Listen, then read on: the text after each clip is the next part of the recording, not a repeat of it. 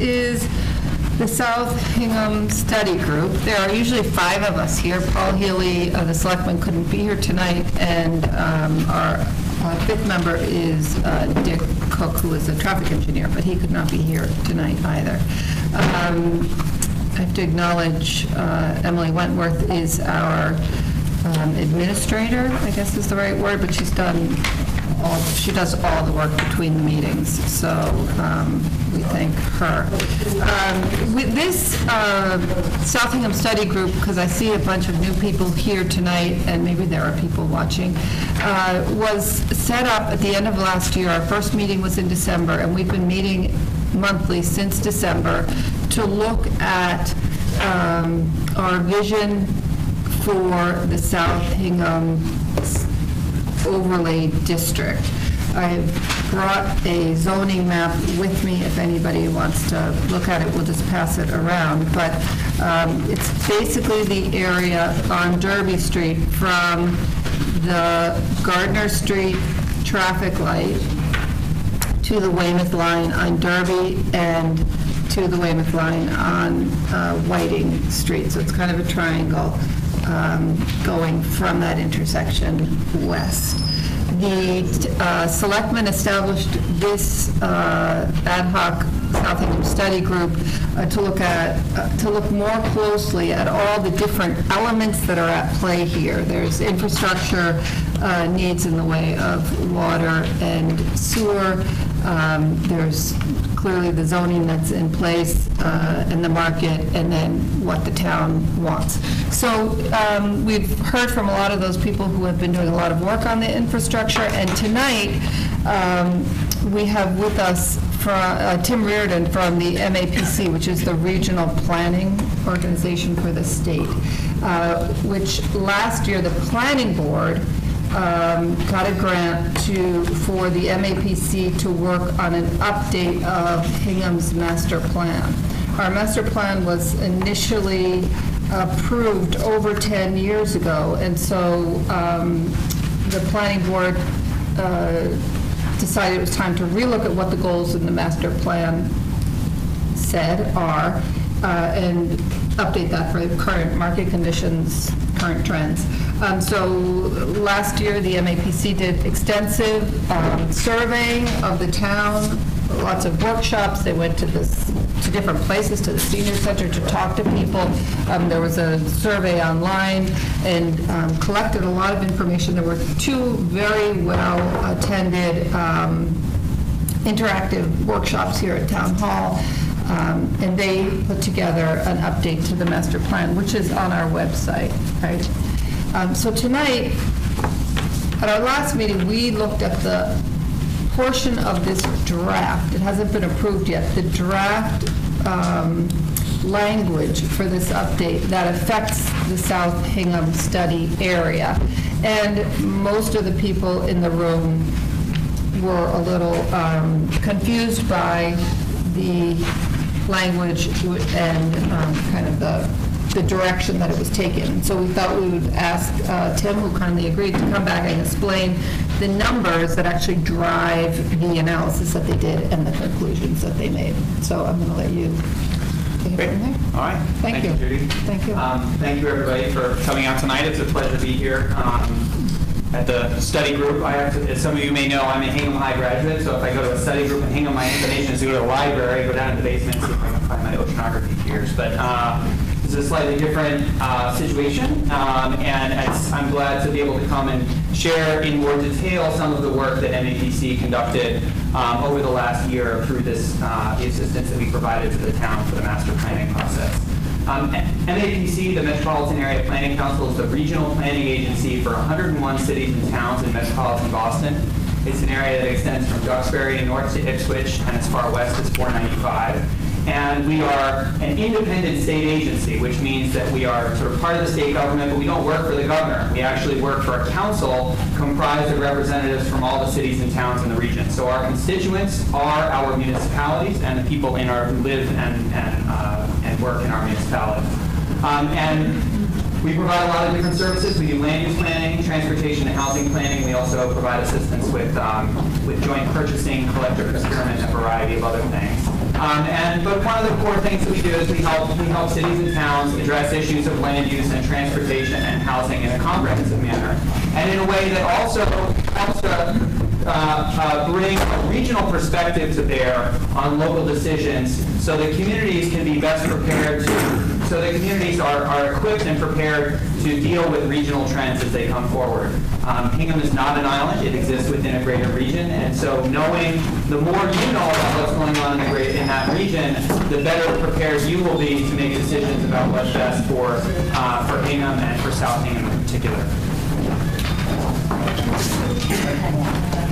Okay, we're going to pause while people come in.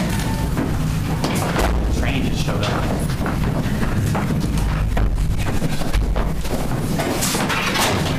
And while these guys are getting seated, I just want you to know that Emily Wentworth is passing around an email sign-up sheet. If you'd like to hear about our meetings on a monthly basis, we're glad to put you on our email list and just let you know when our next meetings are and what the topics are. So part of the work that Judy described some of what we did for this build-out process. Some of the work that my department conducted as part of the process was a build-out analysis of the town. So we looked at basically each land parcel of the town, and after considering the existing zoning on the site, environmental constraints, existing development, access, and a variety of other issues, estimated the amount of development that could be accommodated under the current zoning, both on the residential side and on the commercial side. So that was a core part of what we did for the master plan. We were also asked by the town and by the master plan, by the planning board to address, to look at different focus areas where the town wanted a little more attention on development, and one of those was in South Hingham. We also looked in a little more detail at the shipyard area and the potential additional development that could occur in the shipyard area. So what I'm going to do is share with you tonight some of basically an overview of the findings from that analysis of the shipyard, not only the impacts of sort of a scenario that reflects what's kind of generally been expressed as the town's current goals, but also the impacts of different alternatives that might happen if the market doesn't cooperate with what the town hopes might happen, or if the town chose to take a different direction for what's going on down there. So while we're going to focus on Hingham, I'm going to start actually kind of at a 30,000-foot level, because we've been doing a lot of work on regional population and housing projections for the region, and I think it's very important to understand the regional context for what we're doing here, because I guess I need to turn this on, don't I? Because any discussion of economic development in Metro Boston needs to be. Sorry, I think you're going to get the presentation right there.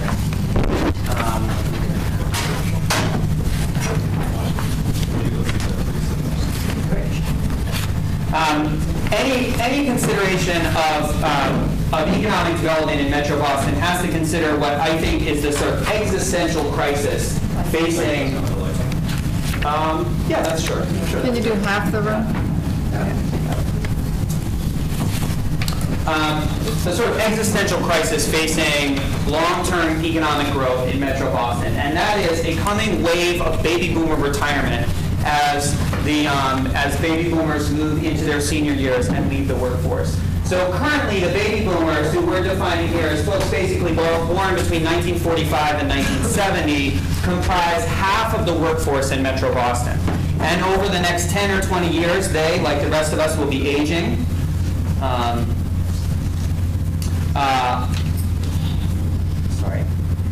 They will be aging, and by 2020, over 1 million workers now over the age of born before 1970 will be retired.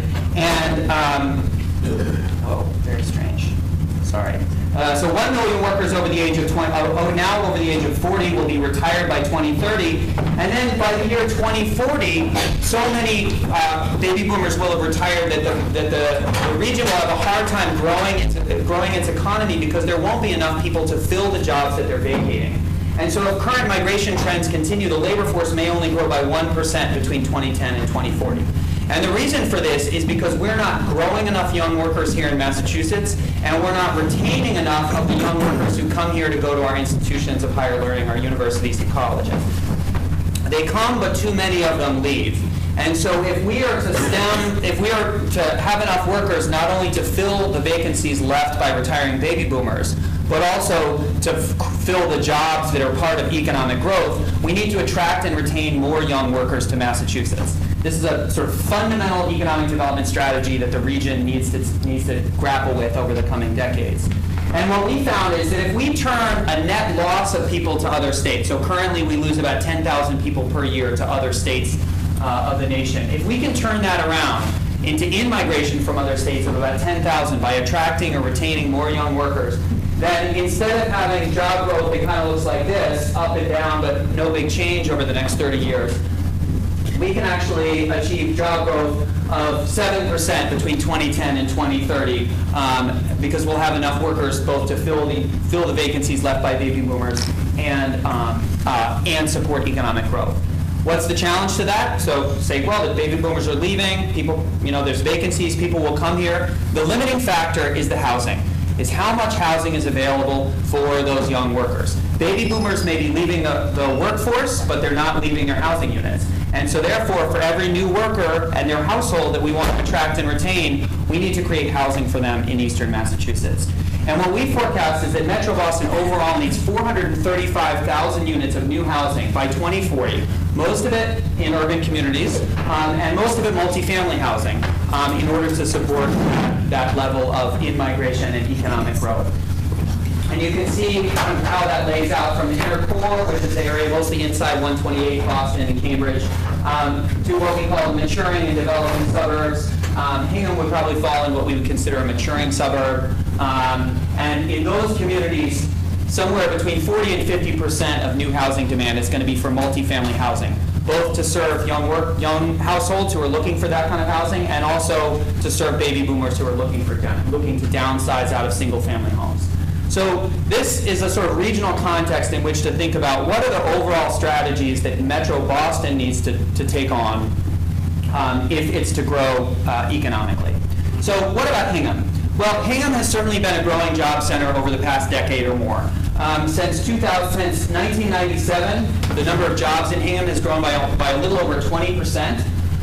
This chart shows annual employment kind of stacked up. Hingham's on the bottom, and all of the other communities of what are called the South Shore Coalition are above there. The South Shore Coalition is one of MAPC's sub-region that includes 13 municipalities from Braintree all the way down to Duxbury, so a lot of neighboring communities and peers. Hingham, in 1997, accounted for about 11% of the jobs in the South Shore Coalition, and 2 years ago, which is the most recent data that we have from this data source, it accounted for 12.7. So not only is it growing in number terms, it's also growing. It's also taking on a larger share of the South Shore Coalition's jobs.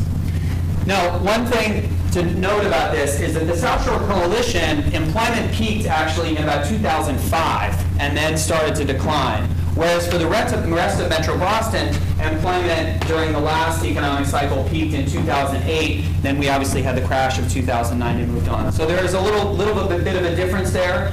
Through that, Hingham continued to grow fairly steadily, which is good news for you. The other thing that's been going on over the last 10 years is that there's been a big transition in the types of industries in Hingham that mirror what's going on not only in Metro Boston, but in the whole nation. So this shows total employment by sector, and the sectors are listed here in 2001 on the left and 2012 on the right. And the ones up at the top are those that have been growing over the last 10 years, and the ones on the bottom are those that have been shrinking. So you can see that the fastest growing sectors are healthcare and social assistance, finance and insurance, which actually runs counter to the way a lot of the regional and national trends are. Corporate management, accommodation, food service, and professional and technical services. And those, with the exception of finance and insurance, are projected to be, generally growing industries both in the region and nationally. On the decline, construction and utilities, manufacturing, wholesale trade, and administrative, which again, similarly are areas that are in decline. And then educational services, arts, retail, and public administration have been pretty much held constant over the last 10 years. So you can see there's a transition in the types of jobs, the types of industries, and also the types of occupations that are here. One thing we also noticed, though, is that many of those sectors and those growing sectors are sort of built on a kind of, they're actually low-wage sectors as well. So this shows employment in the town by sector and wage for Hingham employees. So these aren't general wages for the whole region. These are actually how much folks who are in these industries are being paid in Hingham. And about half of employment falls below this line here, which is about $40,000 per year per worker. A combination in food services, retail trade, which is the largest single sector, at over 2,000 workers. Healthcare, which surprisingly is a fairly low-wage sector because it includes a lot of unskilled jobs for maintenance and janitorial services and all that sort of thing. And then up at the top, at the high-wage jobs, there's actually very few sectors that break 500 or 1,000 jobs, finance and insurance really being the only one. So one of the outcomes of this is that most of these folks who are working in Hingham are unfortunately not able to afford housing here because of the cost of housing. And as a result, Hingham has a commuter shed that kind of extends across the South Shore and through Boston. So what we've done here is we've taken some census data on commuting patterns, and we looked just at the tract in South Hingham. I apologize for how strange this screen looks. It's a little warped. This is not really the way the Earth is. But so we looked at this census tract here, which includes both the South Hingham area as well as Queen Anne's Corner, and which contains, I think, somewhere around 5,000 employees total. And this shows for the tracts, this shows basically how many people are commuting to that tract from the South Shore. When we looked at this, we found that about 16% of South Hingham workers actually live in Hingham. About 45% live in 15 other communities that are outlined in blue there. That's what I'll call the commuter shed. Basically goes all the way down to Kingston and Plimpton. And then about 40% of commuters come from other parts further down on the South Shore or Quincy or Boston. But I would say the core commuter shed, 60% or more of workers who are working in South Hingham are coming from this commuter shed here. So that's really where the labor force for South Hingham is based.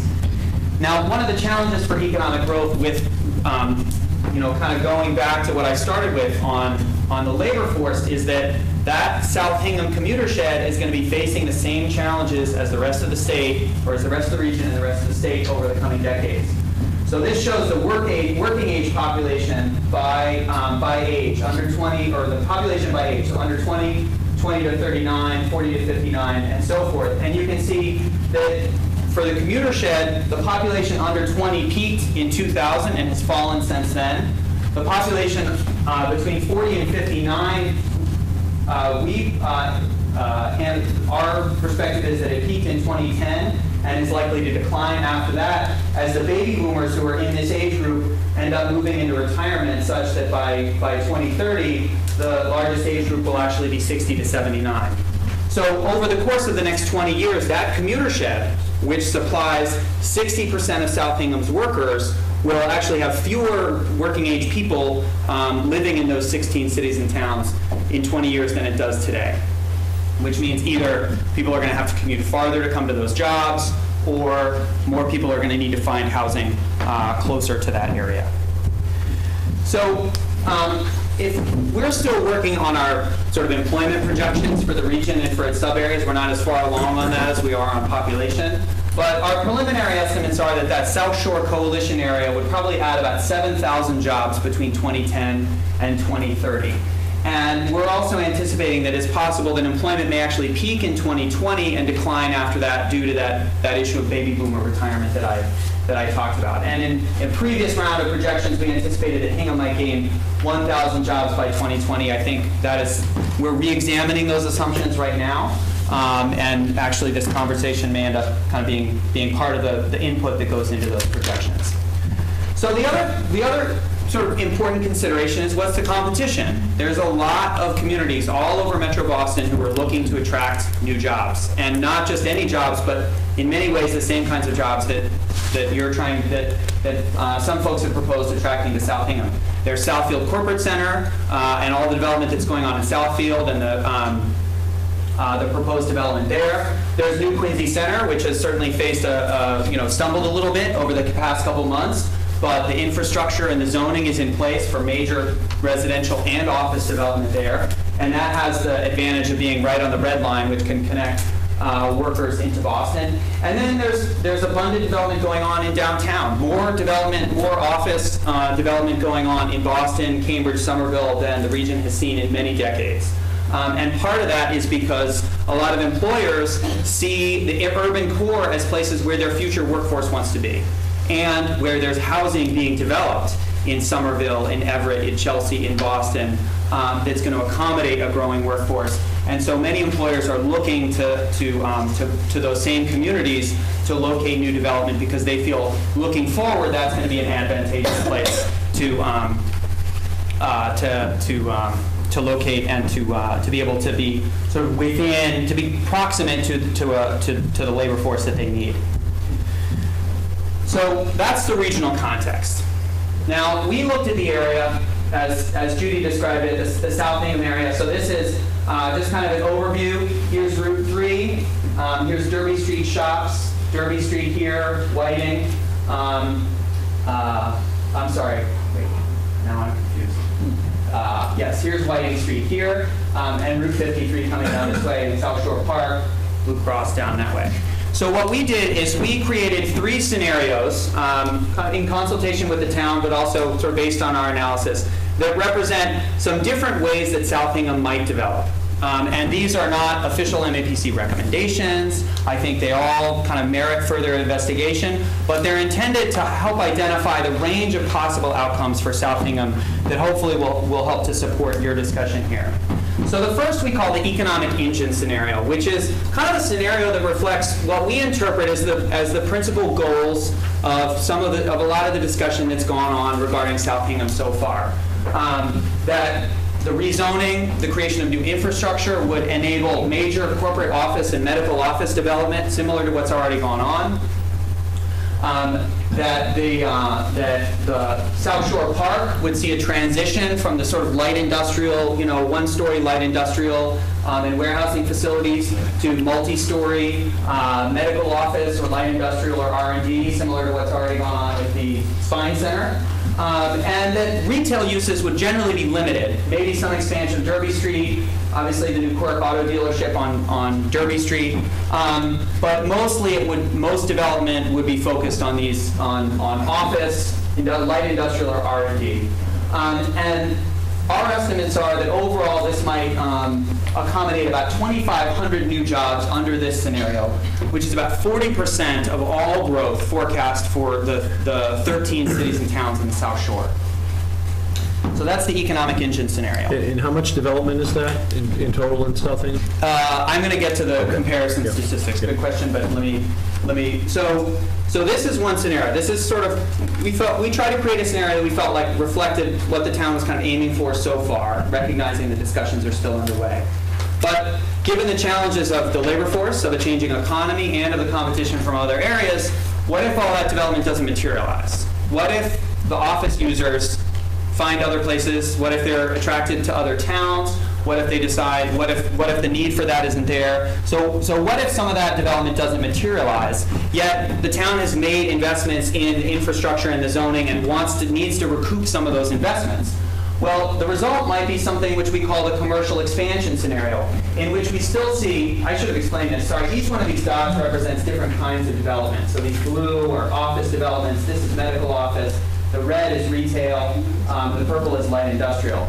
So what if instead of a lot of office and medical office development, instead, in order to sort of recoup the cost of investments and generate tax revenue, the town ended up allowing more commercial and retail development along Derby Street.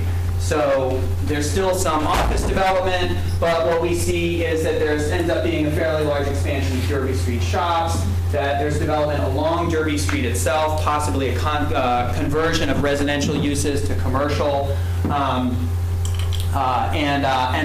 generally less development in the South Shore Park. The total job growth there is about 1,500 jobs, with this sort of generally kind of a balanced mix between the office and retail uses. And then the third scenario that we put together is based on some of the conversations we've had with folks. It's called Derby Gateway, in which there still is there's fairly limited office and medical growth, but the town decided to allow residential uses and compact uses that are kind of focused over in this area near Recreation Park Drive and around the corner of Whiting Street that would try to focus and kind of create a gateway and a place at the intersection of Whiting Street and Derby Street. So that development is clustered in that area in a more walkable kind of design rather than auto-oriented or retail development or lifestyle development, and that there's retail uses clustered around that, so folks who so that there's housing opportunities and people can also then walk either to Derby Street shops or some of the other places nearby. Again, there'd still be some limited office or development there, but not nearly as much as you'd see under the commercial scenario. And that would comprise about 900 jobs. So to get to your question about floor area, the economic engine is by far the largest scenario of the three. This shows the total amount of floor area in 4 categories. The blue is corporate and medical office. The red is retail and mixed commercial. The purple is industrial, and the orange is residential. So you can see economic engine is a scenario that's very focused on this office and medical office development with a little bit of industrial and retail mixed commercial. In the commercial expansion, it's balanced. There's considerably less, and a lot of what's missing, what is lost, is sort of made up for by a much greater share of retail and mixed commercial development. And in the Derby Gateway, about half of the growth is actually residential, and the other half is in those various commercial uses. Well, so what does that mean for jobs and housing units? So this counts the number of jobs, and then again in purple, the number of housing units for each one of those scenarios. The patterns are fairly similar. Economic engine is primarily office development, and South Hingham is, for the commercial expansion, is a mix, and here the Derby Gateway is again a mix with that residential element. Now, I'm also going to talk about some of the impacts of this. Now, the way that we conducted this analysis is we actually looked around the South Shore, both in Hingham and in neighboring communities, for developments that have been built over the last 5 or 10 years. So recent developments that have actually been put in the ground, and looked at the tax revenue, the trip generation, and various other metrics based on actual developments that have gone on in the South Shore to try to estimate how much, what the impacts of some of this growth would be. So one of the things we looked at was tax revenue. Not surprisingly, the economic engine, because it has the most floor area, because medical and office is generally a high value floor area, has the greatest tax revenue. It's about $1 million of tax revenue per year based on the assumptions about the valuation of those properties and the current mill rate. The commercial expansion is slightly less than that. And again, you can see these are all distributed across these various use categories, and then the Derby Gateway, you've seen the pattern before, but about half of the tax revenue from Derby Gateway, which comes to somewhere short of 400,000, or just over 400,000, I guess, is actually from the residential uses. Now, what would that mean for the average taxpayer, the average homeowner in the town of Hingham? Well, we looked at the economic engine scenario, and we figured if that generated $1 million of tax revenue per year, and each homeowner sort of saw a proportional reduction in their own tax bill, what would that mean? The map shows what it means for each of the parcels in the town. So the lightest green is less than a $50 impact per year, and the darkest green is more than $1,000, which you can see accrues to these, very large parcels, Black Rock, and places like that. But on average, the economic engine scenario would reduce a single-family tax bill by about $117 per year. And 95% of single-family homeowners would see a reduction in their tax bill of less than $250 per year. So this, is somewhere in the range of the annual increases that go along with Prop 2.5. So basically, it's like missing out on one annual increase of 2.5% increase with all that development under the economic engine scenario. And then sort of the next year, you're back on the same cycle. So the impacts for individual homeowners are not particularly huge. Some of the impacts that are concerning have to do with traffic and trip generation. What we found here is that the commercial expansion scenario has the biggest traffic impacts because commercial retail uses, because there's people going in and out of shops and services all day, generate the most trips. So almost 10,000 trips per day from the retail uses in the commercial expansion scenario.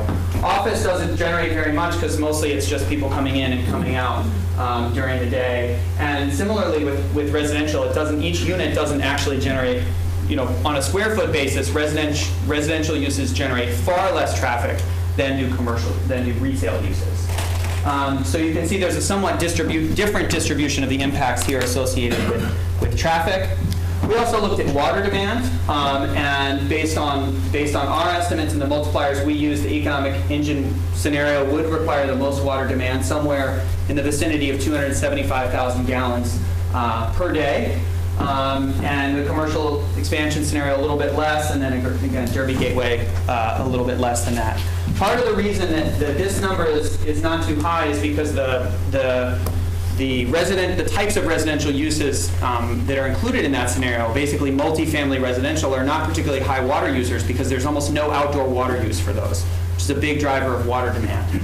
So it's only indoor sort of potable water use that's really it's really a demand for those types of residential uses. And then finally, we looked at school children. Not surprisingly, those scenarios that don't have any residential uses would incur no school children, would sort of be associated with no new school children. The Derby Gateway scenario, based on current occupancy patterns of multifamily housing in the Hingham area, we expect that there'd be about 54 school-age children living within those 200 units. Who would be, eligible to be educated at the Hingham in the Hingham schools. And I'll just put that in context that our demographic forecasts anticipate that the school-age population in Hingham and actually region-wide has already peaked. And in Hingham, we're projecting that the school-age population is likely to decline from 4,900 students, or school-aged kids right now, to about 4,300 by 2030. So this doesn't necessarily mean more kids in schools. It might just mean a slower decline in the enrollment of the system. And then finally, we just looked at open space. Both the economic engine and commercial expansion might require about 50 acres of open space development. Some of that is probably really not truly open space because it would be on the Bristol Brothers land, which is already heavily impacted by the operations that have gone on there for many years. So that may be a little bit of an overestimate. And the Derby Gateway, because it's focused on sort of redevelopment and infill in closer to Derby Street, would not incur so much open space development. But we could probably do some more analysis on that if you're interested. So that's kind of a general overview of the work we've done so far. It's just to provide you with a sense of what's the range of different alternatives, what's the range of impacts that might be, and benefits that might be created by those different alternatives. And I look forward to hearing your questions and your thoughts. And again, we hope that this will help to support an informed and productive discussion in the town, and look forward to assisting that in any way that we can. Thank you. Thank you, Tim. Have you given this presentation before? Did you see this presentation? No, that was really actually quite helpful. Whoever is sitting closest to the light switch, would you mind clicking it? Thank you. So do you guys want to ask Tim questions? Tim, could you go back to the slide where it was early on, maybe you're like fourth or fifth slide, and I just want to see where the employment peaked. You had said that we had kind of lagged the region, and yep. I just wanted to take another quick look at that. Maybe we could just kind of look slide by slide, even just because So it looks, there's a couple. Actually, it looks like we didn't, because it looks like the peak was actually in 2000. The peak, yes, that's true. Peak employment, both for the region and many of its subregions, was in 2000. For the region, was in 2000. Right. So the region took a big dive. And yeah, we still haven't recovered to where we were in 2000. Exactly. So we're still kind of recovered, but Hingham has actually done better than the region. Absolutely. And really didn't. I mean, it looks like it took a little bit of a dip in that period, but nothing like the rest of the region. No, it seems like the job base in Hingham has been more resilient than the rest of the region, which is, which Right. is great Except as news. you pointed out, it's the low paying, because it was Linden Ponds, Derby Street Shops, the Bone and Muscle Center, so a lot of big, large scale development with those lower paying jobs. Right, Right, if those were taken out of the equation, what would we look like? Right. yeah. But if we actually took Hingham out of the equation, Hingham that's been pretty consistent with an upward slope, if we took Hingham out of that, it would make that drop, that dotted line drop even more severely because Hingham was a stabilizing force. Yeah, that, you gotta remember that dash line is actually the whole, I'm sorry, the legend here is somewhat obscured by this thermostat. So the dotted line is actually the MAPC region, and it's based on this employment over here, which is in the millions. So the South Shore Coalition is on this axis, and that dotted line is the MAPC employment, which is on this axis. Oh, okay. Yeah, so South Shore Coalition did peak here, so peaked later than the rest of the, so. I see, actually okay. It didn't really experience the same sort of, peak in 2000 and then another peak in 2008. That the whole region did, which That is the whole top region line. did, yeah, where we had a big boom in 2000, 2001, and then a tough recession, and then, and we experienced job losses in 2009, but nowhere near as severe as the rest of the country in percentage terms, and our recovery, both at a regional and a state level, has been much, much healthier than most other states. So actually, as the South Shore, I just find this interesting, the South Shore was actually growing as the rest of the MAPC region, you said, was from Yeah. Duxbury Yeah. to Ipswich to 495. Right. They were having a relatively large contraction, and we were growing. Yes, or holding steady during those periods, basically between 2001 and 2004, yeah, so 2005. Okay, and then we all kind of took a hit with the financial crisis, and okay. Yeah. In terms of the, you showed the incremental revenues associated with the three different scenarios in tax revenues. Yep. But you didn't talk about the differential service costs, and there are different Yeah. differential Yeah. service costs Yeah. between office and industrial that require almost no services, and residential, which require a lot of services. And retail, too. Yeah, and retail. Yeah. Is there a reason that because what's really important is not just so much the gross number, it's the net number. Yes, yeah. So I'm just wondering, if you have to make a financial decision, you have to see all of the information, and we have the benefit side of the equation, but not the cost side of the equation. I'm just Yeah. wondering. I think we can look at the valuation and assess kind of estimate the likely valuation and resulting tax revenue of a new building. Right. I think the infrastructure costs, the service costs, all those other things require much more detailed analysis than we were able to, than we could provide in the course of what we were kind of engaged with the town on over the last Okay. year. I agree with you, that's very important, and there's a whole host of pieces that need to go into that, but I didn't want to take a stab at that and sort of come up with a number without really doing that in a very careful way. Okay. And of course, before the town really decides how it's going to move forward down there, obviously it'll want to do that. But I didn't want to throw some numbers out there that I felt weren't Okay, that's fair. really justified. Although in your report, in your recommendations and all, when you talk about the economic engine scenario, you do that, and you do say, well, yes, it would generate the maximum amount of new office development, but it would require the creation of a new sewer treatment facility and collection system at a cost of $21 million, at least one-third of which would be borne by Hingham taxpayers.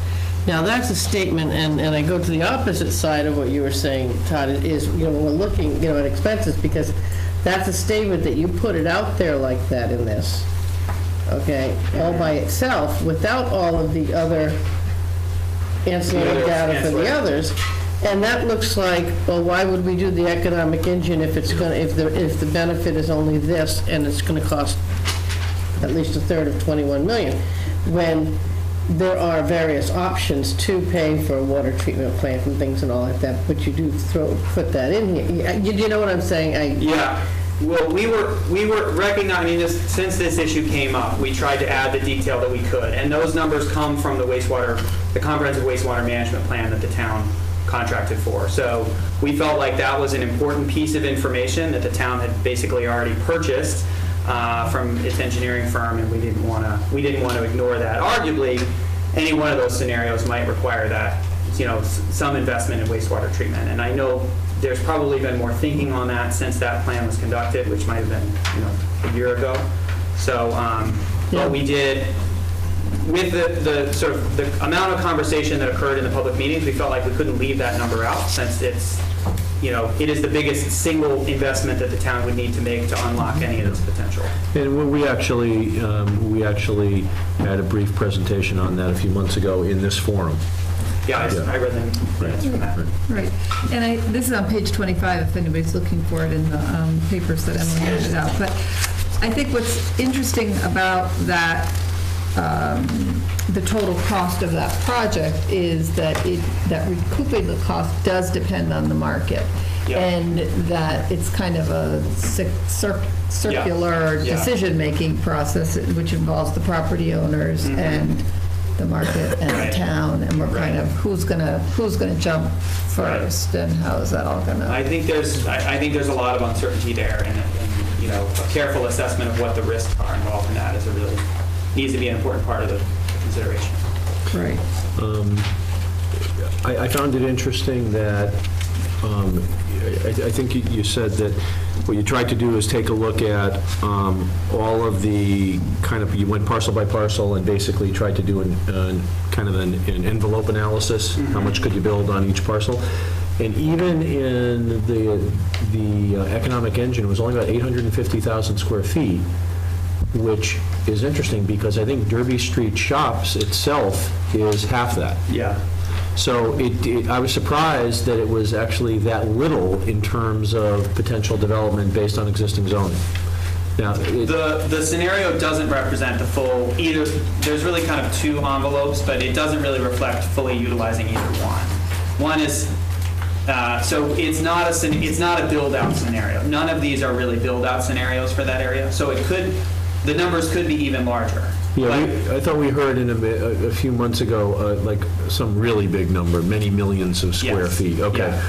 So the analysis that I think it was about 850,000 feet. Yes. I just looking at the y-axis. Right. On that chart. Yeah, so I eyeballed it, but that's about what it looked like, right? Right. Yeah, it's just short of 900,000. And that represented what again? So that represents sort of that basically represents this scenario in which you might have, so we did the build-out analysis, and we looked at the total building envelope, and what I was saying about there's two is there's sort of one, if you look at zoning and you sort of say, well, what would zoning theoretically allow, that gives you one number, but then if you look at what actually gets built and how various things, either market forces, neighbor preferences, any number of things work out, the number is even lower. Okay. So that comes up, I don't have the number off the top of my head, but it is in the millions of square feet. So, but rather than a full build-out scenario, what we did here is we were sort of doing an exercise where we were actually sort of modeling what would be the impact of particular developments in particular places. Okay. So let's say we had these 4 major office buildings that were developed up here, sort of near the Bristol Brothers property. Yep. And what if we had a variety of light industrial and medical office uses that kind of infilled in the South Shore Park? Right. So, we also wanted to kind of stop at a scenario that, to be quite frank, we thought was feasible. I mean, 40% of all South Shore jobs, that's a pretty heavy capture rate. Yes. Right. And so we felt like a build-out scenario would have not been a realistic framework for the town, from which the town could begin planning, because it's. I was in the meetings at the workshops that we discussed this. And a fourth scenario I thought had come up, in particular the one we were discussing the economic engines versus the gateway and all, and the Derby Gateway. And the question was, there was a scenario, and I think it's a scenario that we have looked at strongly as a town, where you're not talking about one or the other. You're talking about a combination. where it's not just the economic engine and build the medical and the corporate and all of that, and no residential, and a combination where you look at not South Hingham as a total one or the other, but pockets of different, that in that area of Whiting Street and down near Recreation Park Drive, you may have more residential and small, and then you might have back up near the industrial parks, you'd have your so you're creating a scenario where you're getting the best of both worlds. Right.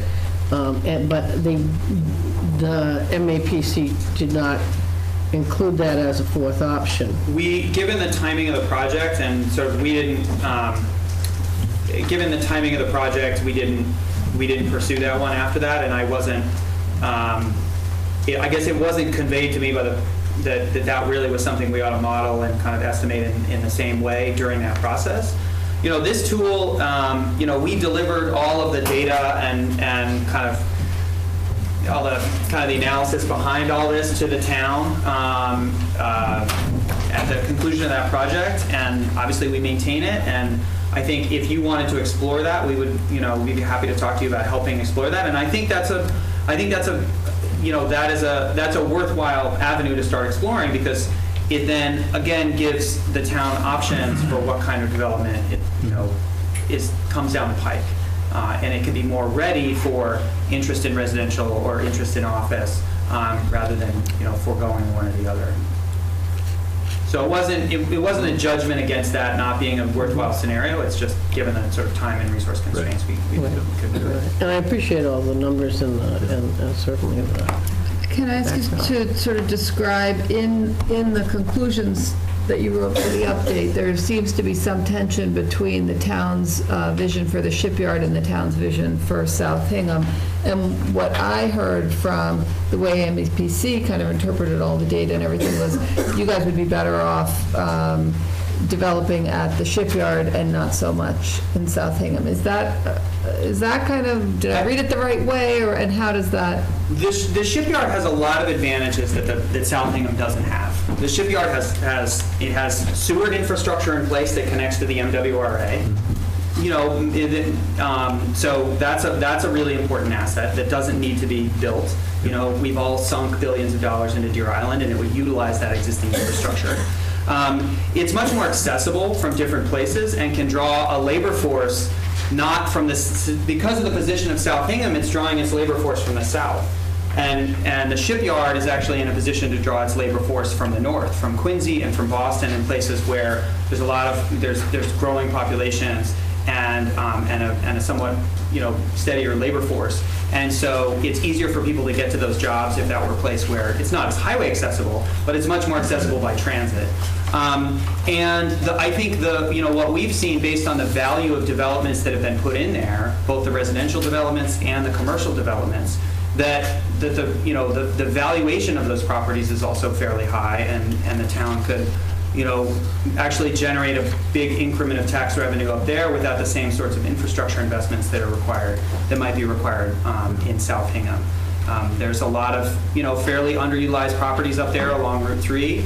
And then finally, as someone who's kind of known that area for decades, it could use a facelift. It's a gateway to the town that's not, that's a really important gateway and a corridor that could be a magnificent entrance into Hingham, but isn't because of the uses that occur along that stretch of 3A.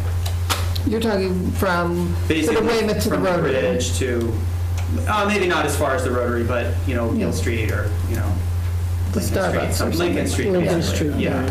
Because I think there's even some opportunities further down at the Lincoln Street intersection for some development too. Mm-hmm. So I do think that part of town has advantages that South Hingham doesn't have, and that it merits. And obviously the market's interested. Just look at the absorption rates for the units that are going into the shipyard. Not to mention what's going on at the landing. Yeah, I think I live at the shipyard, and obviously your point is very accurate in terms of having the infrastructure there, and I think the demand for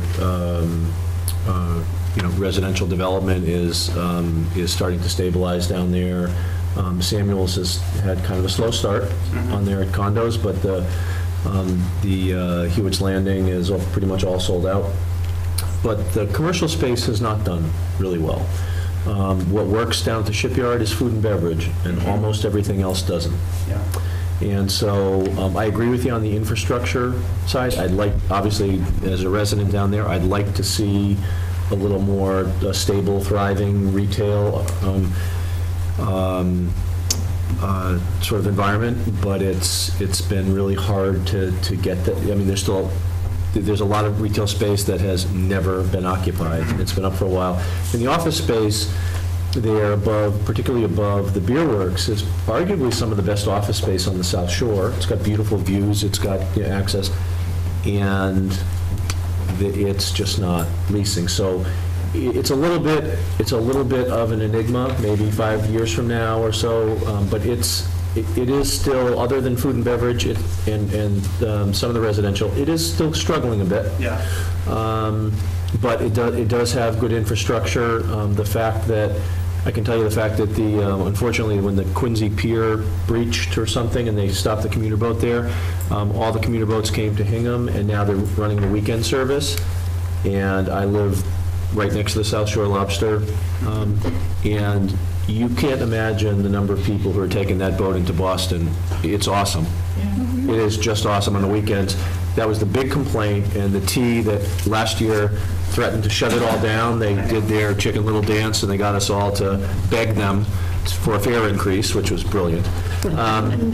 But they are now running that on the weekends, and the boats are leaving every hour, and I can tell you the stream of people that are good. So it's being very well utilized, but as a place for commercial development, for whatever reason, it's struggling. And look at Talbot's. Yeah. So it's not, it's got infrastructure, it's got potential, but it's not meeting the market test right now. On the commercial On the side. commercial side. Yeah. That's interesting, Todd, because it's a very similar development to Marina Bay, which also has had fits and starts in terms of their commercial and all, but remains today, while they have some very strong commercial, which because they're closer to the city, they still are residential and restaurants. Right. The thing is, I think there's a general perception is you can't get there from here. Mm-hmm. Okay, you can't. I mean, Marina Bay, most people can't even find it. Right. Okay. And Route 3A in Hingham, it's not, that's not for the typical office worker. It's not that easy. So it is actually a little bit locationally challenged. The shipyard's better because we have public transportation and we have that big, people know about where the commuter boat is, but it's been a tough go for anything other than right now residential and food and beverage. And Uber is starting a water taxi service, so maybe that will make it easier to get to also. Oh, really? From where to where? I mean, Uber's, you get From on a boat, Boston you go to- from wherever you want to go to wherever you want to go. Uninsured boats? I'm sorry, that slipped out. Anyway, so I'm going to change the subject because we're not, I think, we're one town, so we have to talk about economic development in the whole town, but most of the people are here because they'd like to know more about our vision for South Hingham and give their input to this group and to one another about what they envision there. So I would love to open this up to everybody here for your questions for Tim, for your ideas, for what you see in 20 years in South Hingham. So please join the conversation. Yeah, and if you'd like to just stand up and just give us your name and your address at the microphone. We are being televised, so more people can see. Jim White, 28 Gardner Street, South Hingham. And one of your slides said about 200 units of housing and a net of only about 54 students. Yep. And I was just wondering if the shipyard has a lot of units of housing, and I was wondering if there's a realistic number for new housing in Hingham. Not the typical, it's a little more compact down there. How many students has the shipyard thrown at the Hingham school system? And do we really see 200 units at this end of Hingham? Only 200 units seems to me that's going to throw about 400 kids at the school system. Well, these are units similar to the ones in the shipyard, right? One and two and that's why I bedroom. ask. Is there a real number for what the shipyard has put into the school system? Well, the shipyard, it's a great question. I don't have the answer. I can tell you at Avalon, there's 235 units, and and that's probably where we'd see most of the school-age children right now in the Hewitt's Landing development. I can tell you that the typical buyer is an empty nester, but not all of us. And the Samuels condos, so there's 150 there, and the Samuels condos, there's 90 there. So I think we had a total of about 475 housing units and in the shipyard. And I would agree with you that Avalon is where sort of the children are. Most of the other stuff that's been developed thus far, there are very few children elsewhere. But I don't know what I know there's a school bus that goes there, and for those 235 units, which might be the type that, an example, and I think that's a great question. 54, again, depending on the number of bedrooms that they build, that's going to have a big impact on whether or not, on how many kids there are. If there are a lot of 1 bedrooms and 2 bedrooms, not so much, because if someone has more than 1 kid, they have to move. They have to, but if you start building 3-bedroom units, you could get a number of kids. And we saw that with BlackRock, by the way. Right, and the other part of that is that the concern with the shipyard and all is that the people that were moving in there were people who, like, you're self-taught or something, that they become empty nesters. They sell the properties, the big properties they have in Hingham, so they're not generating school-age children in the shipyard, but they're generating the school-age children being generated in the houses they vacate. But what I like about Tim's presentation is I think he's made a good case for the fact that we need children. I think I went to a housing seminar at the Boston Foundation a couple of weeks ago about 40R, which is a state effort to increase housing in, and the general consensus was, we all try to zone out kids because there's this cost associated with them. But in fact, without them, there is literally no growth. And so I think we're talking about striking a balance here of a little of everything. That strategy can become too successful. Right. In which case there are sort of booms in school children, and then because the gate has come down, now there's no one to fill. Just like as with the labor force, there's no one. Massachusetts has done, Massachusetts has in some ways produced so little housing that now, as the baby boomers move through the labor force and as their kids move through the school system, there's no one there to fill those jobs and to fill those seats in a classroom because the young families haven't found opportunities to move in. And, I think that's a challenge for us socially, and it can be a challenge fiscally if after all the wonderful investments that the town has made in its school infrastructure, we don't actually have kids to use it. It's not just the cost of teachers. Cost of teachers and staff is only one component. There's also all those sunk costs in the infrastructure and the debt service that the town has been carrying for many years.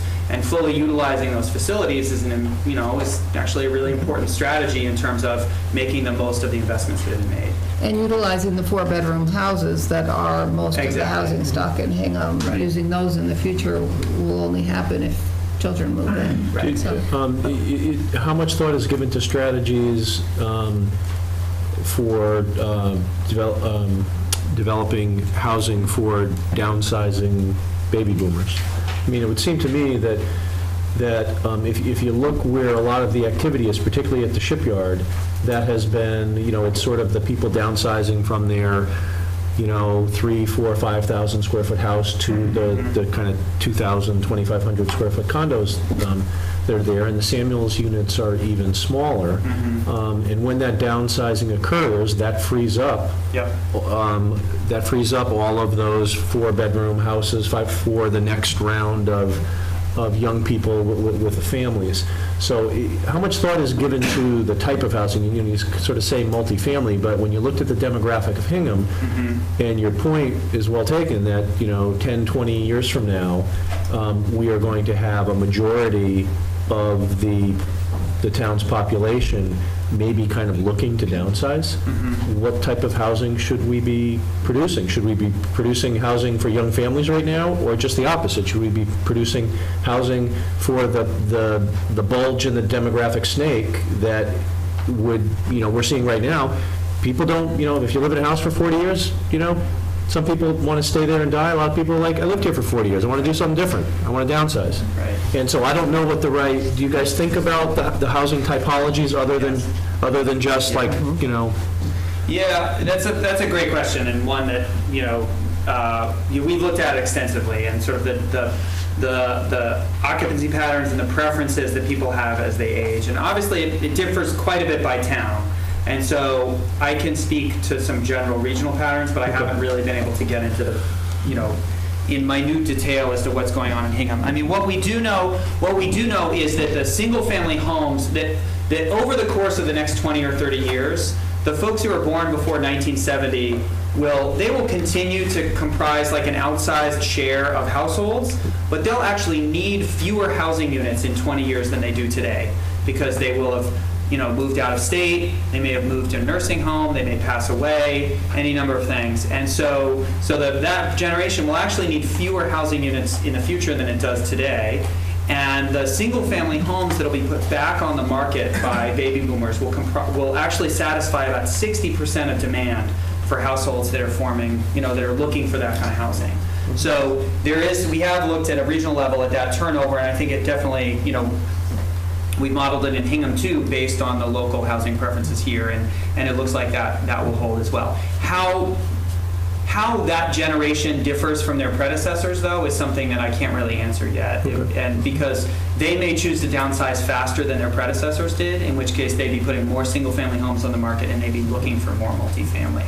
Overall, we don't actually see a big net demand for multifamily among the oldest cohorts, because, like I said, the movement out of state, the movement to nursing homes or assisted living or passing away actually kind of ends up reducing the number of households such that there isn't a net demand for those multifamily units.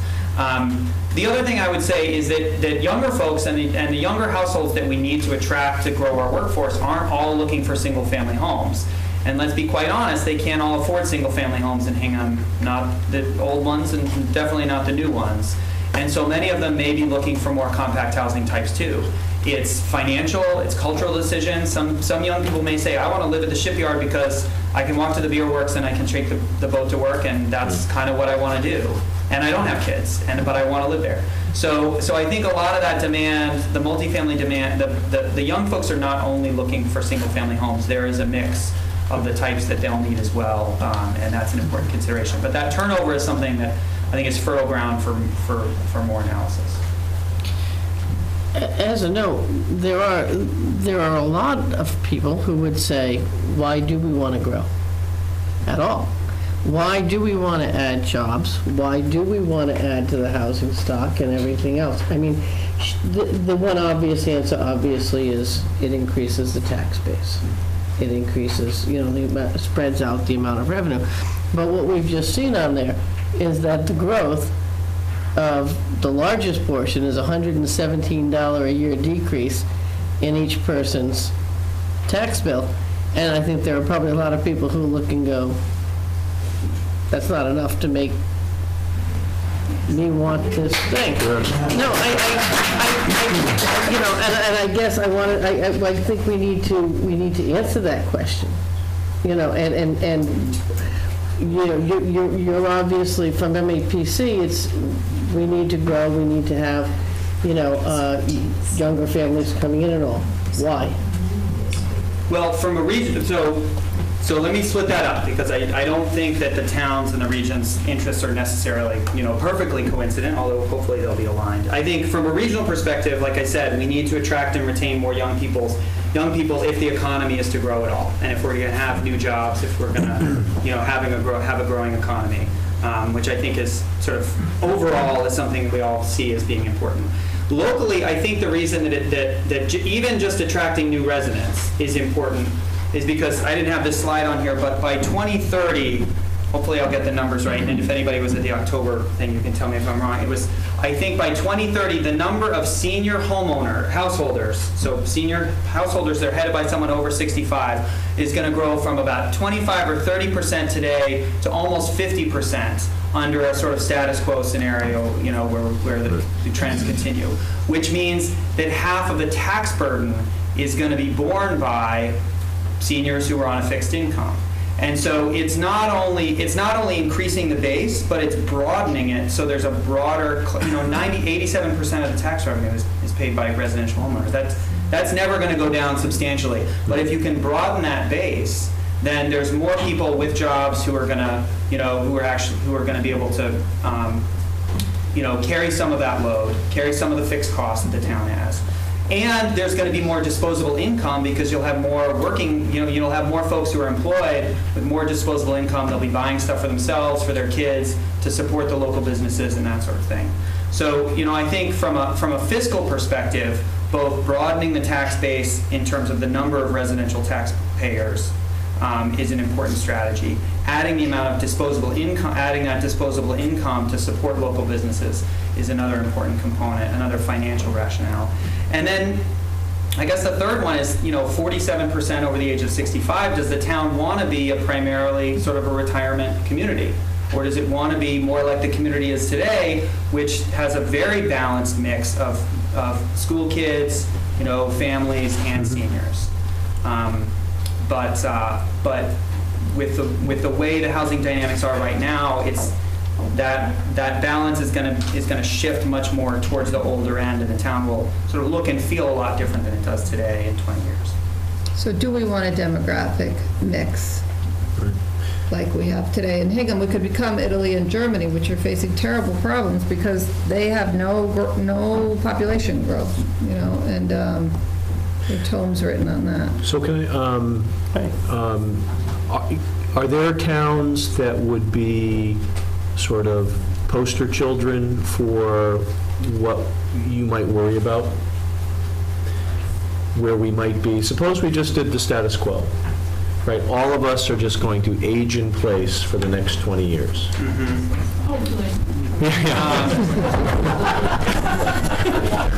Right? So we're all just aging. We're all just age in place. We'll have 10 new liquor licenses approved by the legislature. A lot of food. Everyone will be happy, but we're not going to build any more. Well, we won't build any more, housing units. Just, it'll be de minimis, and same thing with commercial.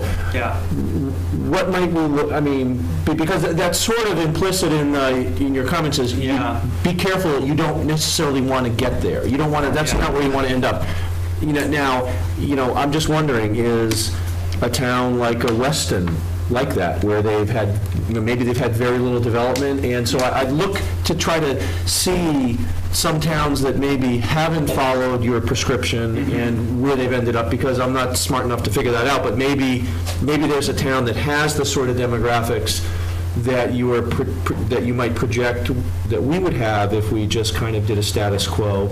And you're right. I mean, I'd like to kind of look into the future and see what that town is like. Yeah, it's the wave that's about to break with the sort of boomers and the retirement doesn't have a precedent, so it's hard to say that anybody's been through it before. Okay.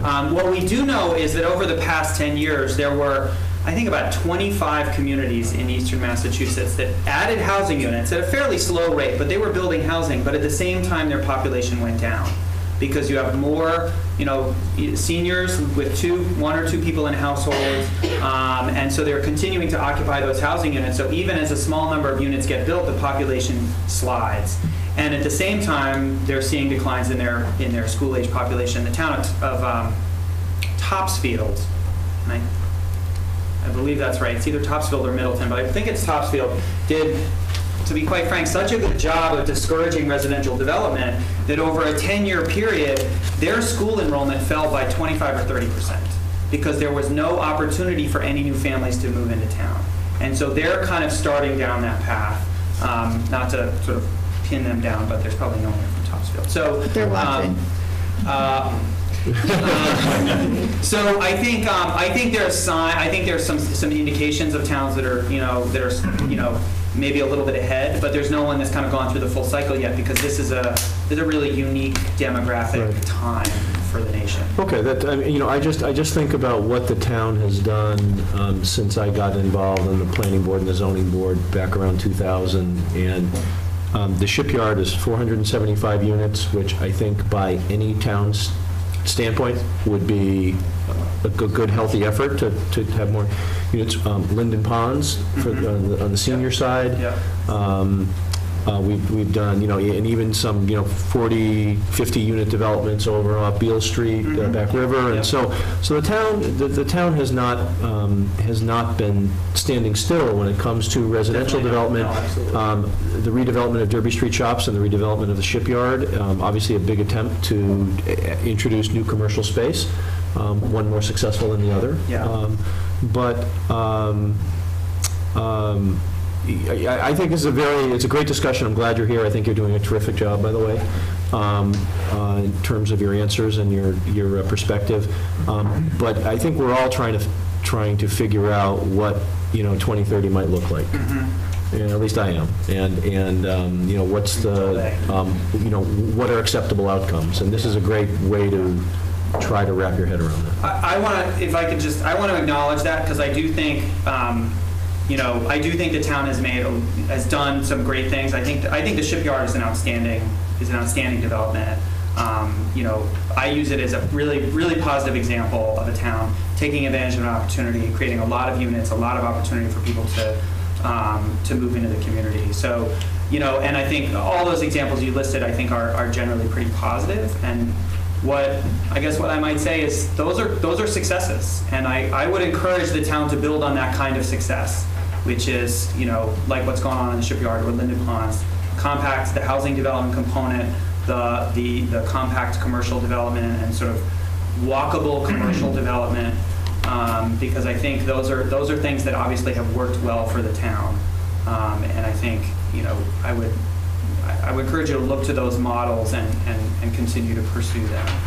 Is there any modeling on socioeconomic or income diversity? Like right now, we've sort of described the age, the diversity of ages that we have in town, but it feels like when we mention Weston, that we have a very different mix of family household income in the town.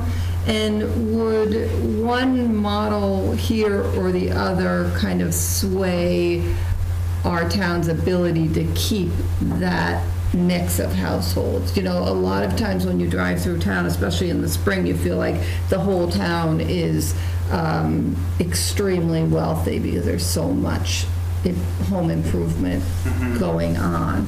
And yet what I've read in the paper is that people want to retain the full array of household income. So do either of these kind of push us in one direction or the other? Well, we do know that the single-family market is sort of obviously far out of reach of middle-income folks in the town of Hingham. Just to be quite frank, it's just not possible for anybody who's even remotely middle-income to buy a single-family home here.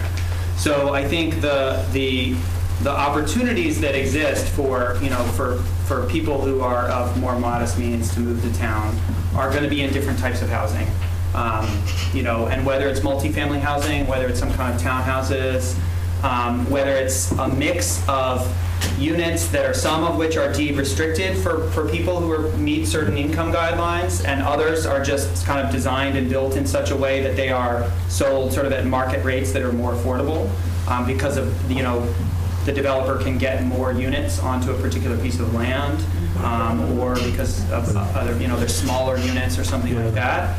Then those are strategies to create new opportunities for folks to move in. But the stock that's the single family stock that's here is going to be, I think, will continue to be out of reach for most folks. I think you're probably right, and one of the things that the town has done. If you go on Beale Street, we've got 8 new kind of relatively small cottage craftsmen, and they're, I think that development is coming along very nicely, and I'm sure it'll look terrific when it's done. But And I don't know what the price points are on those relatively small homes, but I bet they'd surprise all of us. I bet they're pretty high. Oh, yeah. What do you think? I mean, does anyone know what the, Do you know? I think they're in like the 5s and 6s. fives and sixes? I think so. And Jimmy, how big do you think they are? Aren't they like in the? They're under 2,000 feet, so I'd say Yeah. like 1,700, 1,800 square feet. Oh, okay. So. Is it a 40B? Yes. Yes. It was a local initiative. It was a lift. Yeah. Yeah, it was a lift. So we're in the $500,000 to $600,000 range right there, and so from the kind of the middle income, that was something, that was actually a housing strategy designed to try to build a product in Hingham that would sell, I think back when it came in the like $400,000 range, all right? And what happens is that Hingham's a very desirable place to live, and people bid up for the housing. And even, the strategy, and this gets talked a lot about in the kind of affordable housing community, and you just kind of said it. What we should do is we'll make the housing cheaper by allowing a developer to put more units on the land. All right, so if we look at what happened on Beale Street, the housing didn't get any cheaper.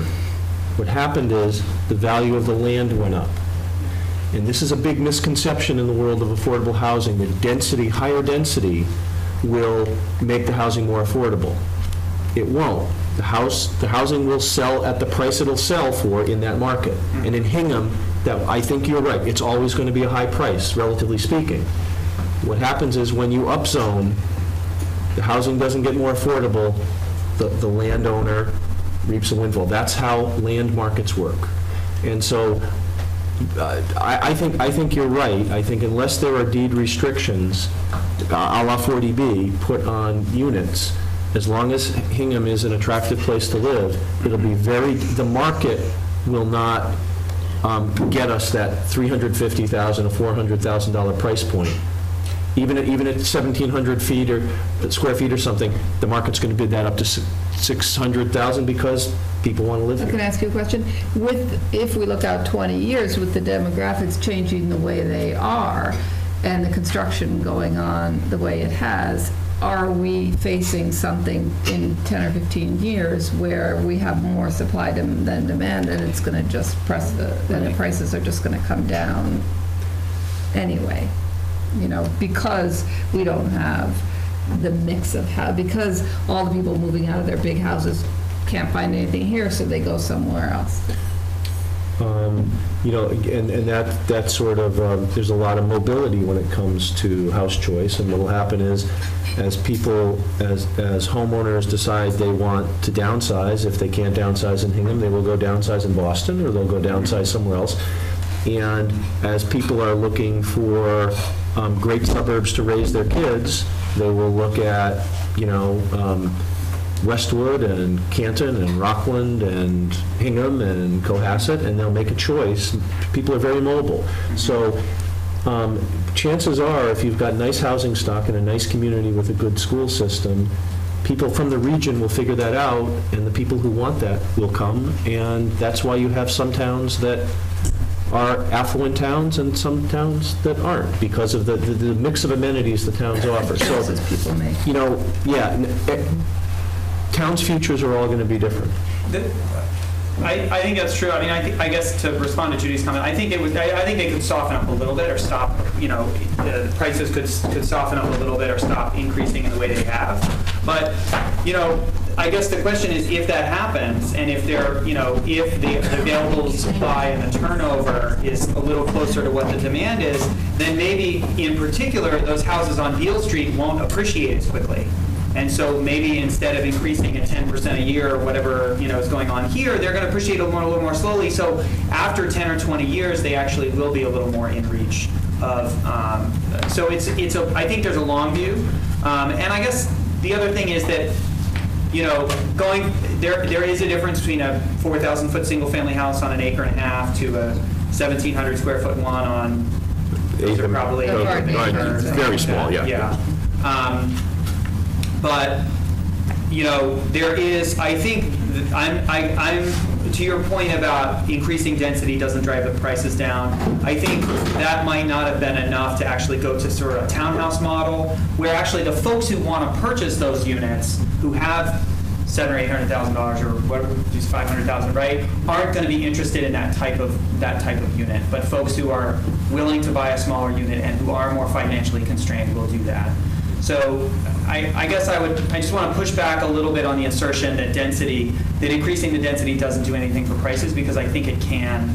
But I think it doesn't necessarily, when you're still looking at single-family homes. I think you have to get into the attached market. I think you have to get into some denser types, and those are certainly in demand. Right. Well, the densest housing we have in Hingham, probably other than Linden Ponds, is the condominium I live in at Shipyard. Mm-hmm. I mean, it's like California dense, Yeah. right? I mean, we have nice narrow little roads, and where we've got a lot of, that's high density down there. And so that might be an example of, how inexpensive, by developing at that density, did it affect the price of the housing? Well, 2 feet from the water, I think it's not a good example. No, I agree. But the ones off that are sort of selling at, 60% or something, they're still, you've got something that's in the little more than 2,000 square feet, and these things are selling at $600,000-$700,000. So density, I can tell you, density is not the answer to housing affordability. Yeah. It's not. Yeah. But So, please, if we can, it's 8:25, so I'd love to have like 10 more minutes of people asking questions, and then we'll let you wrap up. Judy Kelly, 19 Harvest Lane. I just have a couple of comments. One is that I think that from all the discussion I've heard since we've been here, it's a given that we are going to increase our tax base, because Bristol's Brothers are going to develop the 300 acres, and you are going to work on the South Industrial Park. And so we will be doing something positive towards our tax base, et cetera. But my feeling towards this thing is, why do we have to go to Whiting Street, which has a lot of nice residential homes on it? Yep. Why do we have to destroy the aesthetic beauty, which is the reason that myself and most of my neighbors moved into South Hingham, by putting in these big apartment complexes, et cetera? And the cost of an Avalon apartment complex is not cheap, by the time you're through. Even the affordable apartments, when we were doing the one, when we were working on the issue there, it's the affordable ones are still like $1,400. Your average worker at derby shops can't afford them anyway. So you're building something that people can't afford, and they have no equity in them. And it's so I just don't see that that's there. I think we have to consider the traffic. And what you brought up, the possibilities of everything you have at the shipyard. You have nothing but Route 3 on, Monday through Friday on the morning. The traffic is horrendous.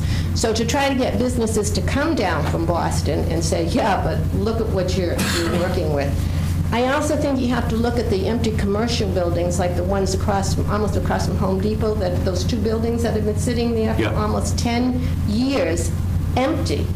Nobody has moved into them. Nobody has picked them up. We don't want that here, empty buildings on here. So, and I don't think any of my neighbors, like Sue said, would agree that 150, 200 is worth destroying the aesthetic beauty of our the village effect of our section. 150, 200 more housing units. $150 a year on our taxes is going to make any difference. I have a feeling that would dissipate someplace with some school or some other project along the way before it would even see it in our taxes. So it just isn't worth it. And if you're worried about the number of children in the community, I would advise you to come up to our block party. I was absolutely amazed last September. Were you there? Are there a lot of old people having kids these days? What's going on? We had about 80 kids, and I had and it was just the small Farm Hill section. So I don't think we have to worry about the school systems on this. Two cul-de-sacs, just on Gardner Street, 36 kids. 36 Those kids. two cul-de-sacs, 152 Gardner, old Lewis Gardner house on the corner there, 36 kids, including my three, in two cul-de-sacs and on a couple of the houses on the street, on the main road. So I don't think that's a worry as far as our end of town is. But I really would like us to be cautious. I see Bristol Brothers, I own 300 acres of land, I'd want to build. And I can see the fact that, I think it's great to get some businesses in the South Industrial Park that would be there. But to actually take residents that are already there, that have been there for all these years, that give us character, I just would hate to see that destroyed. Thank you. Thank you very much. Thank you. Thanks, Judy.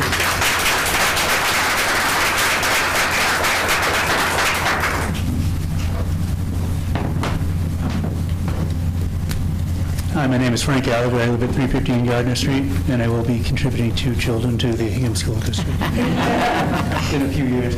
A couple comments to echo Judy's comments. One of the things with the traffic, if any of those models were developed with regard to the Derby Street corridor, if it's true that the population is coming from the south, I think that what would happen would be the path of least resistance would be followed, and that would lead people getting off the exit in Rockland and then coming up Gardner Street, which is a single lane residential road with no sidewalks. So that would create some issues with any further development on Derby Street without an investment in infrastructure.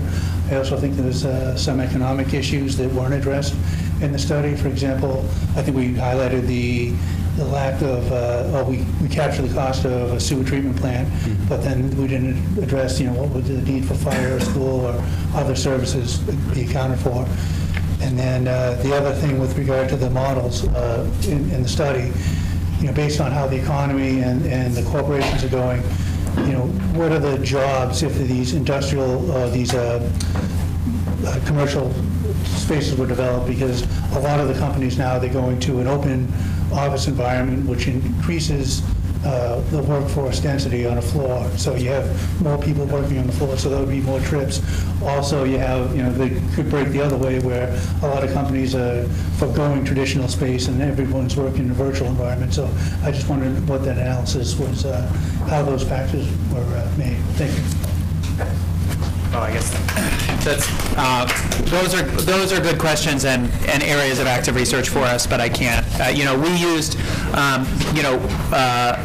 for the job density, we used sort of the current job density in different real estate types as a basis for our projections for trip generation and things like that. I think those are all great points. I don't have an answer to them yet, but it is, like I said, an area of active research for us because things are changing, and how that breaks and where that breaks different ways is still an open question.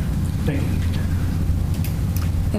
And in our hearings so far since December, we've heard a lot about public infrastructure and now about the economics of all of this, the projections, but we really haven't heard from the private property owners, which I would like to continue to remind you they have the right to develop their property. So to say that we're just going to have empty land where there's empty land today, what we're trying to do here is to hear and shape our zoning and our policies and our infrastructure for that balance of an outcome that's good for the residents and good for the property owners both. So I always have to remind myself of that, so I say it out loud every now and then, just to be sure everybody's on the same page. But I do think a lot of the comments we've heard tonight obviously make us all think about the differential impacts that different types of development can bring, and that we are all, as residents of the town, concerned with those impacts, and that these are things that we're going to have to specifically take into account as we think about planning and zoning and South Hingham. So it's wonderful to see everybody here because this is exactly the kind of input we need. Yes? Paul Gann at 7 Sentinel Road. I don't want to repeat what Judy and some of the other folks have said, but I think it's been very helpful, especially for me to see all the neighbors out here and to for listening to the presentation, and you folks have had some great input as well. But what I've kind of heard with these plans is how, in my opinion, how it's going to benefit the region, the South region. And what I'm hearing from the neighbors, and I've been hearing it for quite a long time, is that they're, as we said, they're very concerned about preserving what they have. And so I know Sue and a few other folks mentioned it about, is it really worth it to some of these models? And you know, obviously there's pitfalls and shortcomings and costs and lack of benefits in a lot of these proposals. And I think, you know, we're just asking, I think if I'm hearing what everybody told me was, just have some reasonable controlled development and focus in areas where it won't adversely affect the neighbors in South Hingham, Derby, and Whiting Street. And I think you guys heard that tonight. Thank you. Thanks, Paul. Thank you. Does anybody else want to add? Sure, please. I want to live in Hingham. That's why I'm here. Why do I want to live in Hingham on 54 Gardner Street? You know, I work on Saturdays, so I don't stay in Hingham on Saturdays. But I did the other Saturday, the drive from my house on Gardner Street to Hull.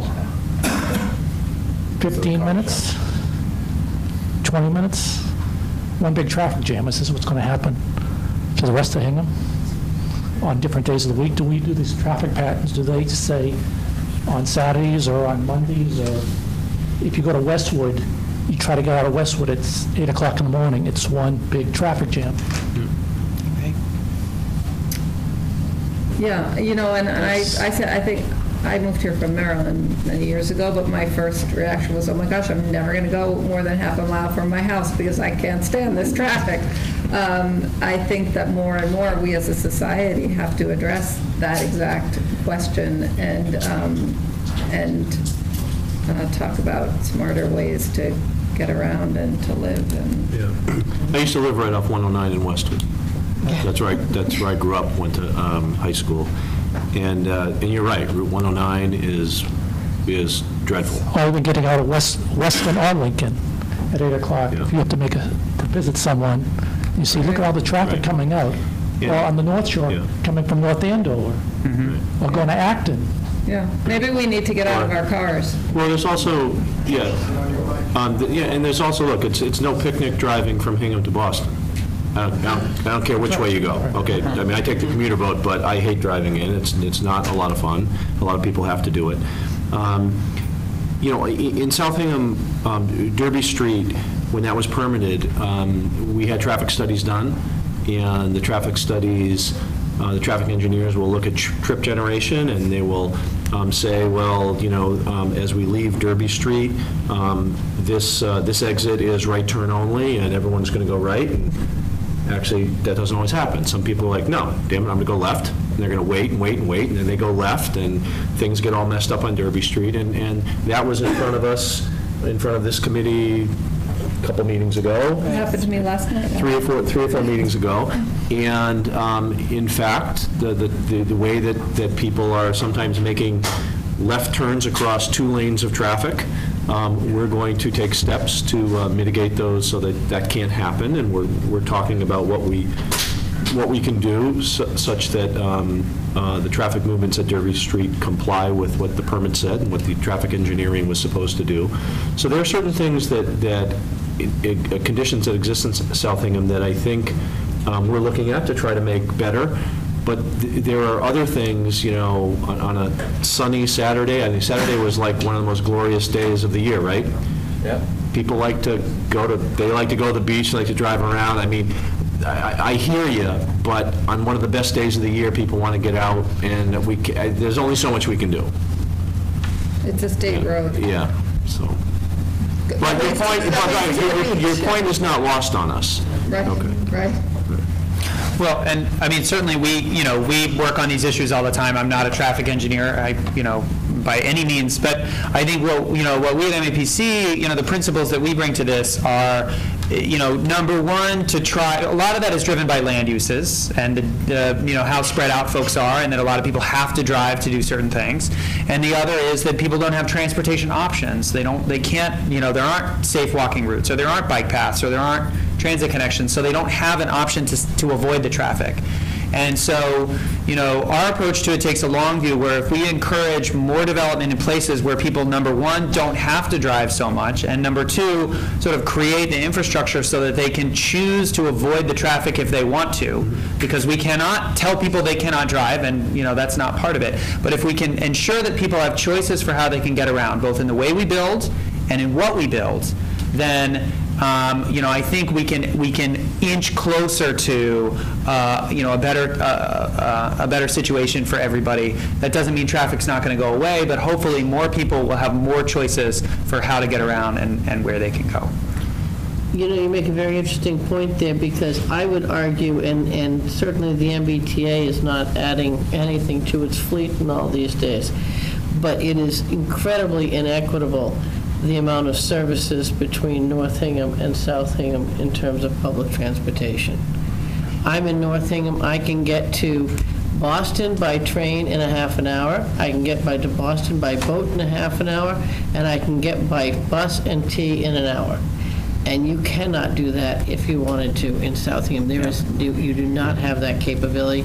We have looked at we've talked to the MBTA before and all, and that is an argument I would make, and that is a detriment to development in South Hingham. I think is that inequitable distribution of services. Well, and part of the reason that providing those services is so challenging and would be so costly is because of the way that area is built up right now. Part of it, and I think that's another consideration. No matter sort of what types of uses go down in South Hingham, there is a way to build them such that they basically require someone to have a car, and there's a way to build them such that some transit could be provided. But if you step off a bus on Derby Street and it still is 3/4 of a mile to walk back to the office building you work in, you're probably not going to find a lot of people doing that, unless they happen to have both cars in the shop that day. Whereas if shops and offices are more clustered, if they're oriented around a place where a bus or a shuttle can stop and take people to the commuter rail station, then that's going to be a more viable option. But we have to recognize that it's not only the T is so strapped right now that they have a hard time thinking about adding new service, and so I think the way that we're building, as we need to be thinking about building in such a way that it can be served by transit in the future through the design and the land uses and the clustering of uses, so that when you get to a place, it's a walkable place and doesn't require a car just to get from your office to a place to get a sandwich. But you're highlighting an important point, and that is that new development and transit are independent. You do not have a regional, there's no regional hand that says we're going to coordinate both. So part of this is we can design super smart, I would argue that take the commuter road out of the shipyard. All of us who live, this is hypothetical, don't do it. This is hypothetical. Work with me on this one. And you've got a community down there that has a fresh market, that has restaurants and got some shops and a Panera. I mean, I tell you, I'm generally not in a car much at all. Yeah. And a lot of people who live down there aren't. We actually find everything we kind of need right down there, and that's great. And you could try to do something like that in South Hingham, but you get to Sue's point and what you said, which is build it really smart, but people do sort of need to leave. And even if you build something really smart, you will be putting more cars. At some point, they have to get to their office because they're not going to work there. They have to, drive their kid to school. They have to do all the things that all normal people have to do. And what you've done is you've developed something that's really smart, but because it doesn't have transit, you're just putting more and more demands on the existing infrastructure. But I would say that when we get to our envisioning here, one of the questions is, so do you want another big medical office building where everybody who goes there has to come and go in a car all day long, or do you want shops downstairs, apartments upstairs, so that at least people can stay there for for the weekend or the part of the day that they're not commuting to jobs, so, I don't know. Well, if those kinds of land uses... Well, those people who don't work all day. who just commute to go to work and to come back, but once they come back, they don't have to get in their car again to go run some errands. To get a gallon of milk, Dry right. cleaning or that kind of thing, that it's kind of like what you're Right, all describing of that, without the boat correct. at the shipyard. Well, all of that helps. I just think that because additional commercial and residential development is independent of decisions on transit, that as great as it all could be, the problem is when you design and build something that's really smart and people can't get there by anything other than a car. Yeah.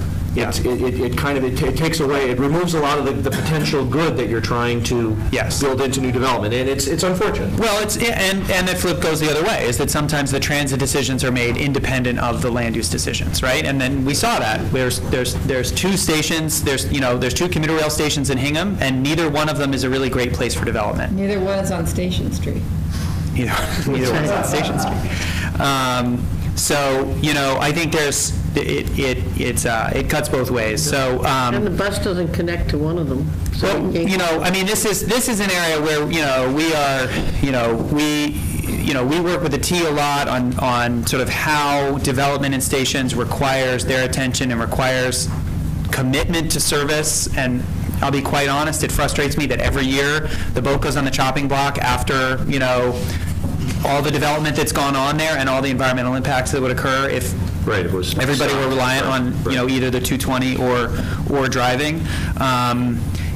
And we do work with communities on suburban transit services. We work with a number of our subregions looking at how they can link their, their senior services and maybe other town shuttles and corporate shuttles to come up with some system of suburban transit that's actually cost-effective and useful to people who live in those communities. It's very, very difficult. It's very difficult due to the land uses, but it is an area where, a lot of our staff is working actively on those projects. And, if it were something that Hingham and its neighboring communities wanted to work on, I'm sure, there would, our agency would be happy to explore those issues with you. Thank you. Well, thank you so much for coming.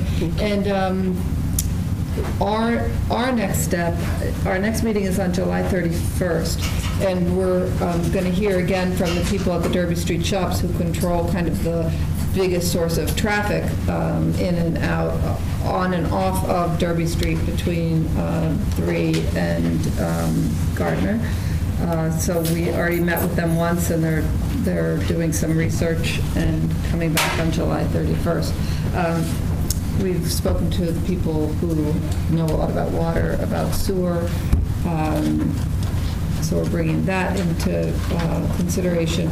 But we'd really like next, I think, to go to our property owners and start talking about what's realistic. We also have Greg Lane here from the Hingham Development Industrial Commission. They have agreed to do a market study, so none of this is all hypothetical. None of it is rooted really in today's circumstances in the market. So HDIC is working on that. So we're going to keep this conversation going in a lot of different ways. If you want to stay in touch and come to more of these, we would love it. So please get your email address on there. But The sign-in sheet is here. yeah, thank you. And we really like having a lot of people here for the discussion, and I think it's It really makes it a really important good that one. we, yeah. Do you want to see if there's any further comments before? Does anybody want to ask any questions about the process? Oh, Okay. yeah, sure. Come on. Yeah, I have something I wanted to Sure. discuss. I think in the development, Can you just Bill mention English, more? 36 Gardner Street, I think that in the discussion of the kind of development that's taking place, we need to consider the traffic implications, of course, but more often than not, there's going to be support services made necessary. And it seems to me that the retail is probably going to require more in terms of, especially police support. Yes. But, I'm drawing my thoughts really from the Hingham Journal. If you read the police reports, all you have to do is look at the number of Derby Street and the number of shipyard operations that take place there. Right. And I think that that's unavoidable if you don't limit the amount of retail space you're going to have, because that's the in and out. Correct. That's the kind that's going to draw us the interest. Right. I don't think the medical would be so much, or even the corporate. The corporate is likely, during the rush hour in the morning, lunchtime, during rush hour at night. Medical, Yeah, but it's not the same intensity of traffic that you get. I mean, how many go shopping at the Derby Street shops at Christmas time? Never. Okay, point made. But, you know, I am concerned about the work that the police have had to do so far with what new development has taken place. And eventually it has to show up at town meeting as an extension of our budget to reinforce what they have for equipment and people. Yes. So just a consideration, the kind of structures that we want and what the effect is on the town. So to offset the taxes by the cost of operations. Right, well, you're absolutely right. Service costs, you can't just look at taxes in isolation, right? It's taxes and associated service costs. And for retail, you've got a lot of police trips and all that sort of thing. That has to be taken into account. For, you know, obviously in industrial property, there's no service costs. I mean, warehouse, I mean, there just aren't. Office, much less. But housing, lots of service calls to housing developments and that sort of. So, and that's just kind of, you know, police, fire, or whatever. But each use has its own kind of profile or contour of service costs, and you have to match that up with the tax benefit and see. Some actually can make a net contribution to the town's budget, and some are a drain. Well, that was kind of another idea. Maybe some of these new developments could be made with the implementation of their own security forces, for example, and allow them to pay for it and take the weight off of our police department to have to cover it. Yep. I know that some have done that to some degree. There is a security force that at least holds the shoplifters until the cops get there. Yeah. You know, Well, you know, the good thing about something that the town has done a great job, as we, you know, because we all want to live here, of keeping up with its infrastructure. And one thing that we did was this regionalized dispatch. And because of that, our police and fire department, which were here like 3 meetings ago, have great data about where their services are needed, how much time is spent, what it's costing them. And so when we do this kind of analysis, we really are in a much better position right now to really understand what kind of cost that it drives. Yes. And you're right, Derby Street was very high, and the Shipyard is getting higher as it builds out.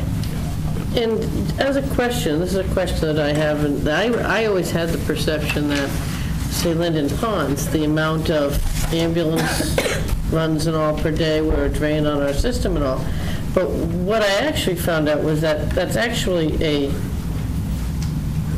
revenue source. Without being, yeah. Well, because it's a private thing. Right, which I didn't realize. Yeah. Does anybody else want to add something to this conversation? Thank you. Lucy Vaughn, Whiting Street. I'm not quite sure how to ask this question, but to bring it into modern parlance, when you compare these 3 different scenarios, how do you compare the carbon footprint that they each have? And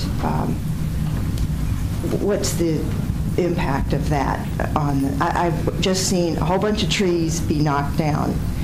And at the same time, I'm hearing on the radio that the city of Boston is spending $5 million to replant trees.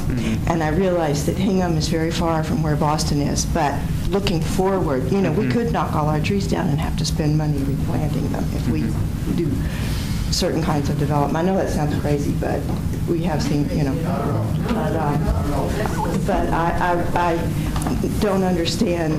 I'd like to put this in the modern terms of Yeah, no, that's a great question, Lucy. And I didn't get into some of the other indicators about it. There's different ways of looking at the carbon footprints. Obviously, there's, you know, part of it is the open space is, you know, in that last bar chart, which I already turned this off, but on the open space, and that's in a situation where some of that open space development might require tree clearance.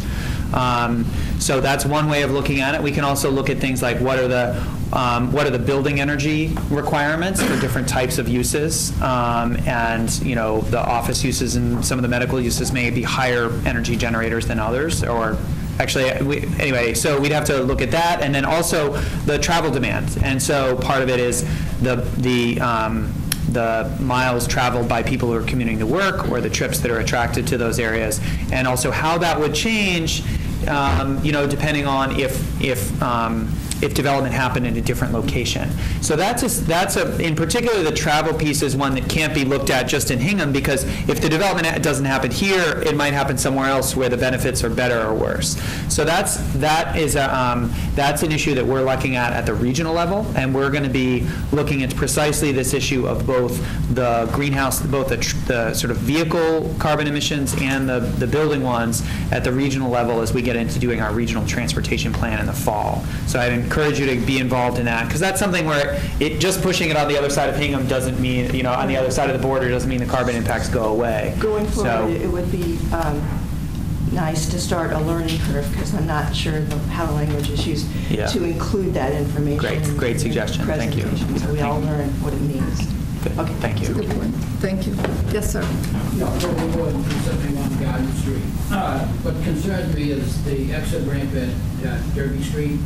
It's not a full building, and it's only a partial one, and that's where some of the problems are coming in for that area.